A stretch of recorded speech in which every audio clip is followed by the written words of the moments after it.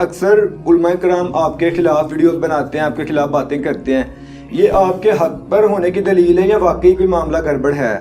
یہ تو جنرل سوال ہے، مجھے تو کوئی فرق نہیں پڑتا. میں ایسے یوں سمجھتا ہوں کہ میری لرننگ ہوتی ہے، مجھے فیڈ بیک ملتا ہے کہ میں نے جو اسٹروک لگائی تھی صحیح جگہ جا کے لگی ہے، اور اگر کہیں میری کوئی غلطی ہائی لائٹ کرتا ہے تو میں اپنی اصلاح کرتا ہوں.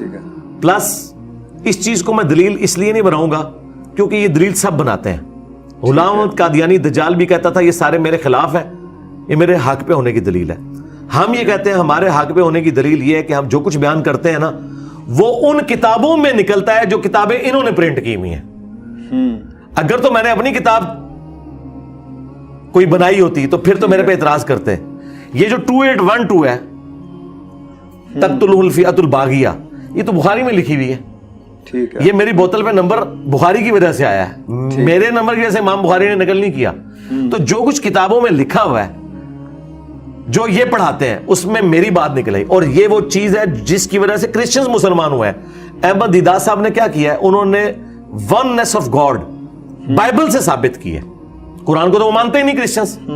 ڈاکٹر ذاکر نائک نے چیلنج پوری دنیا کو دیا کرسچنز کو کہ کوئی ایک ان ایمبیگوس آیت نکالو جس میں آئے کہ خدا کے ساتھ کوئی اور الہ بھی ہے، بیٹے کی شکل میں یا ہولی گوسٹ کی شکل میں. وہ نہیں پروڈیوس کر سکے. اس کی وجہ سے تو یہ اسلام سپر سیڈ کر گیا نا علمی طور پہ ان کے اوپر. ہم ان پہ سپر سیڈ اس لیے کر گئے کہ ان سے پوچھیں کہ اسلام کی کتابیں یہ کہتے ہیں قرآن بخاری مسلم، ہم کہتے ہیں بخاری مسلم میں تو یہ لکھا ہوا ہے، وہ کہتے ہیں علی نو سنو نا. تو اس سے ہاں میں یہ کہوں گا کہ ان کے چیخنے سے ہماری دعوت کو فائدہ ہوا ہے. ہمارے حق پہ ہونے کی دلیل ان کا چیخنا نہیں ہے، ہمارے حق پہ ہونے کی دلیل یہ ہے کہ قرآن و سنت میں ہمارے دلائل موجود ہیں، ان کے پلے شاہی کوئی نہیں ہے. یہ حق پہ ہونے کی دلیل ہے. کیونکہ میں بھی جب 2-3 سال پہلے نیا دین کی طرف ریورٹ ہوا تھا اور مجھے آپ کا تعارف ہوا لائیو سیشن میں نے بتایا، تو مجھے یہی کہا گیا تھا کہ اس بندے کو لانچ کیا گیا تھا، اس کو آپ نے اس کو سننا نہیں. تبلیغی جماعت ساتھ تھا میں، تب امیر صاحب نے کہا تھا تو اس سے آپ نے بچ کے رہنا ہے. لیکن بعد میں جب میں نے سنا تو پھر اللہ تعالیٰ تو آپ مجھے یہ بتائیں کہ پھر جب آپ نے سنا تو آپ کو یہ پتہ چل گیا ہوگا کہ مجھے لانچ کس نے کیا ہے. بالکل اللہ نے لانچ کیا ہے. ہاں انہوں نے کہہ دینا کہ دعوے پیغمبری کر چھڑیا ہے. ہاں اگر تواڈے مولانا الیاس صاحب نو اللہ تعالیٰ نے سجایا کہ وہ تبلیغی جماعت بنان، اس تو بعد اللہ تعالیٰ نے سجانا چھوڑ دیتا ہے کہ آپ نے دعوت کا کام کیسے کرنا ہے. ہر مسلمان کا قرآن و سنت میں حصہ ہے، تبلیغ میں حصہ ہے. اللہ تعالیٰ اسے کوئی نہ کوئی ایسی بات سجھائے گا کہ وہ حکمت کے ساتھ دین کے معاملات کو آگے لے کے چلے گا.